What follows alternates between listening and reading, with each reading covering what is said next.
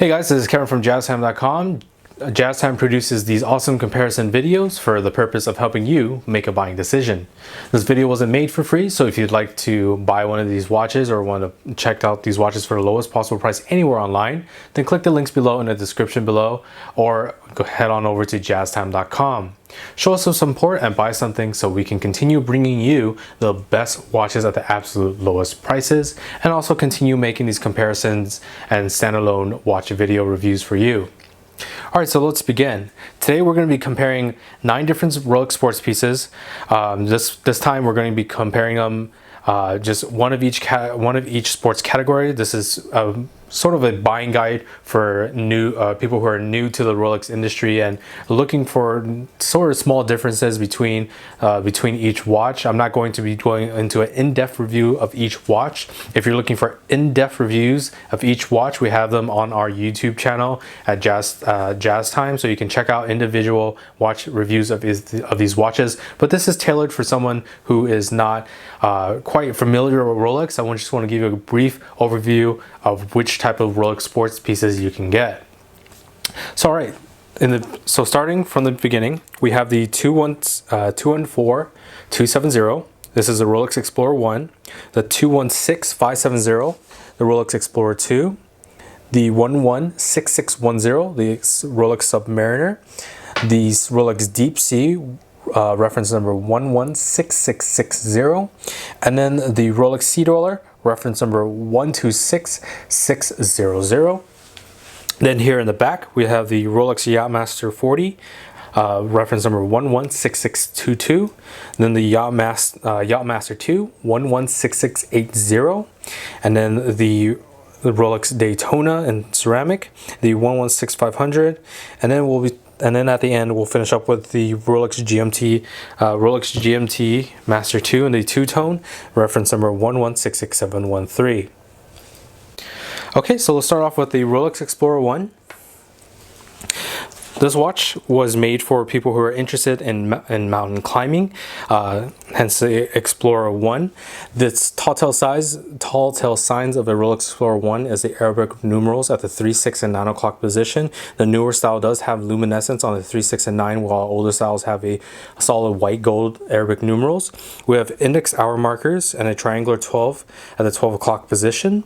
The bezel, nice and high polish to bring a nice shine to the face of the watch, so trying to be a little bit dressier. However, the case is a 39mm size case from my index finger to my thumb, nice satin finish on the lugs of the case. The bracelet being that sort of more durable, sportier type of bracelet, being the oyster style bracelet and a nice satin finish throughout.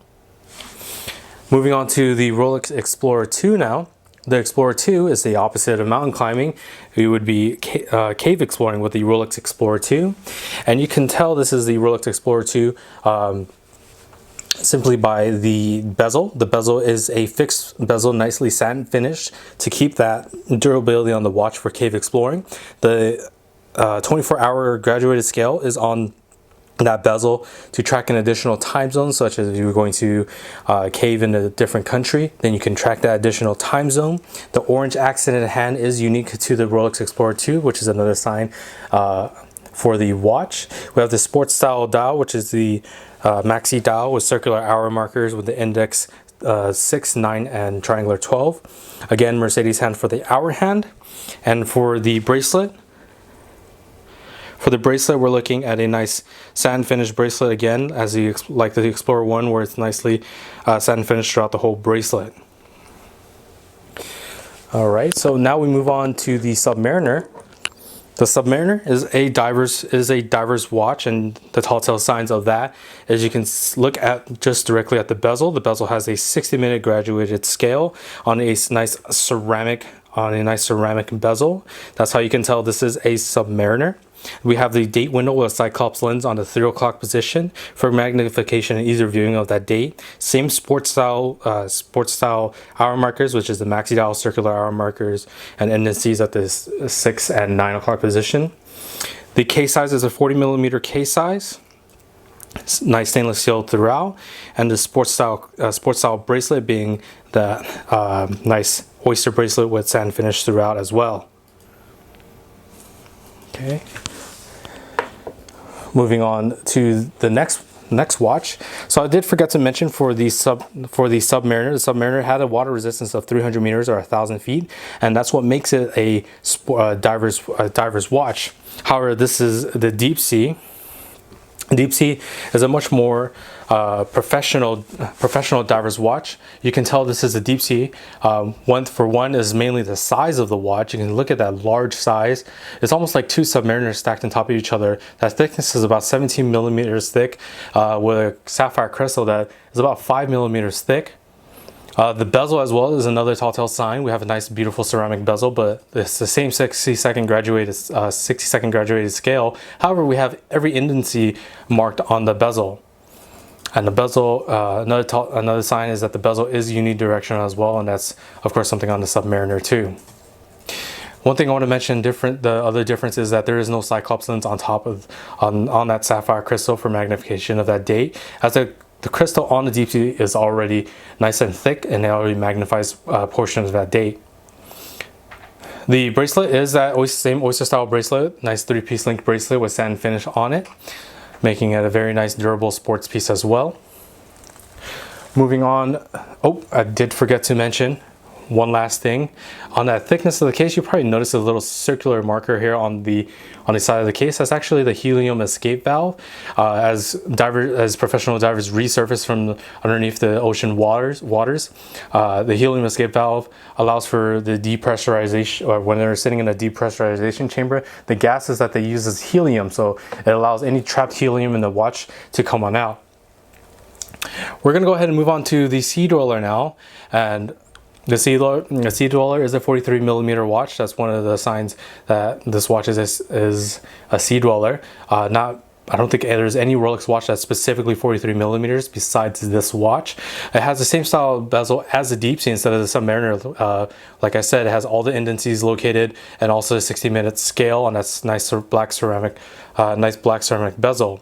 But instead it's kind of a combination between the two, as we do have the date window at the 3 o'clock position with a Cyclops lens on top of that sapphire crystal for magnification and easy viewing of that date. We also have something specific to the Sea Dweller is the text at the 6 o'clock position has a Sea Dweller name in red, and that's actually a throwback to that it is an anniversary edition of the Sea Dweller. On the side of the case, we have that same helium escape valve as noted by the Deepsea. So once again, as divers come up from a depressurization chamber, it lets out any gases that have went into the watch, so it doesn't pop out that crystal because of the pressure of the gases. So that's something similar. The Sea Dweller is kind of a hybrid between that Submariner and Sea Dweller, so not as thick as the Deepsea, but a little bit thicker than the Submariner, and still taking kind of the best of both parts of the watch and putting it into one. Also, the bracelet is same style bracelet, oyster bracelet, nice satin finish throughout the whole bracelet for that durability as well. All right, we're gonna go ahead and move on to the back row now. So starting from the left of the back row, we have the Yacht-Master 2 and the Rhodium dial. So what makes a Yacht-Master a Yacht-Master? Well, the thing is that there's a nice high polish on the case. You can see a nice high polish on the lugs of the case, and also on the down towards the bracelet, on the oyster bracelet as well. So making it a little more dressier, a little more shinier watch. The Yacht-Master, of course, is used for yacht racing. You can track elapsed time using that same style bezel as it would have a Submariner of tracking elapsed times. That's 60 seconds or 60 minutes or so. It is for this one, it is bidirectional instead of unidirectional, so that's one way to tell. Also, the Yacht-Master name and the second hand is of light blue, so nice contrasting to that dial, but still keeps that same sports style dial, which is the maxi dial with the circular arrow markers, date window at the 3 o'clock position with a Cyclops lens for easier viewing of that date. Also, the one thing I did forget to mention is that for the bezel, it is a platinum bezel instead of that ceramic bezel that the Deepsea and the Deepsea Sea Dweller and the Submariner have. So it's one major notable difference. But from the Yacht-Master 40 to the Yacht-Master 2, quite a bit of difference here. As you can see, we have a nice blue ceramic bezel throughout, and you'll see the numbers from 0 to 10 with the Yacht-Master name, Yacht-Master 2 name engraved on the bottom there. Looks almost completely different from the Yacht-Master 40. Even for the dial, we have square hour markers instead of the circular one. We have these numbers 0 to 10 once again, and a sub dial at the 6 o'clock position for tracking the seconds. This Yacht-Master 2 does have a standalone video for it. It's very interesting watch. It does have a specific function, actually a programmable countdown timer, which is why it goes from 0 to 10, because it can count down from 10 minutes, and it gets programmed by the 2 o'clock and 4 o'clock button pusher. So that's an interesting thing to check out if you want to find out the exact functions of this watch. However, moving on, we going to the bracelet now.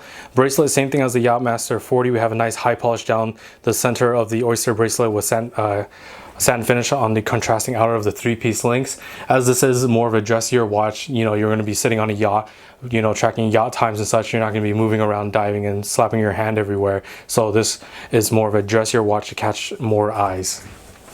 All right, so moving on now, we're going to go ahead and move on to the Daytona. And as the Rolex Daytona name states, it was made specifically for Daytona racing. And you can tell this is the Daytona by the ceramic bezel. You can see it has a different scale than the previous watches. It has a tachymetric scale used for tracking how fast a car has made a lap or such. And also the stopwatch feature, which is at the 2 o'clock and 4 o'clock position chrono pushers that control that central second hand as a stopwatch feature. The 3, 6, and 9 o'clock position sub dials track their all individual times in relation to that stopwatch feature. The hour markers are not sports style hour markers. They're just simple index hour markers to make more real estate or more space for those sub dials. Again, it follows suits more with the Yacht-Master than the Submariner. As you can see, this nice high polish down the center of the watch that juxtaposes with the contrasting of the satin finish on the oyster bracelet for the Daytona. All right, and moving on to the final watch now, we're going to be moving on to the Gmt Master 2. Unfortunately, I did not have this one in a full steel, so we'll be using a two-tone instead. But this watch does come in a steel version as well, with same black dial, same maxi style sports hour markers. Date went up to 3 o'clock position. But what makes the GMT? Well, the GMT is similar to the Rolex Explorer 2 in terms of it can track additional time zones, but it can actually track up to 3 different time zones because of the bezel being at 24-hour graduated scale, also being unidirectional as well. And also for having the extra GMT hand, which is an additional hour hand to track an additional time zone. And you can tell that extra GMT hand is there simply by the green accent on that hand to make it more stand out, more noticeable as well, and also to follow that sort of green Rolex look. So as we move on for the GMT actually has GMT Master 2 actually follows the same suit of the high polish down the center. So it follows the same suit of the Daytona, the Yacht-Master. You have a nice high polish down the center of the 3-piece oyster links with satin finish on the outer edges to contrast it, to make that shine stand out a little bit more. So on the steel version, it will just be a high polish steel as you saw on the previous watch. I'll go ahead and bring that Yacht-Master forward again so you can take a look at that. So it will follow the same thing as the Yacht-Master. For the GMT, you have a nice high polish down the center. Okay, once again, like I said, we have all the links to these watches in the description below if you're interested in purchasing this watch and helping support us here at JazTime.com to help you bring more comparison videos, more reviews out to you guys, and also buying watches at the lowest possible price. Check out our website at JazTime.com. We have the most up-to-date pricing and probably the lowest price guaranteed. We do offer a 1-year warranty. And if you like the video, please like, comment, subscribe below. Once again, before we head out, all of these watches have their own standalone reviews on our YouTube channel. Just go ahead, take a look. It's probably on the sidebar as well. You'll probably get recommended a few other watches. You can even search it individually by the reference numbers that are in the description below. So thank you guys for watching. Hope to see you guys soon. If you want to find out more about the watch you just saw in the video, you can just click below on Show More to see the full description. Then you can check the link next to Model as seen in video, click on it and you will get to the proper page where you can see all the details. If you're watching on a mobile phone, you have to click on the arrow down on the right hand side below the video to see the full description. If you like this video, please give us a thumbs up. If you would like to share this video with your friends, you can use the share button below and share it on any platform you like. If you have questions, constructive feedback, want to tell us about some mistakes or misspeaks, just write a comment below.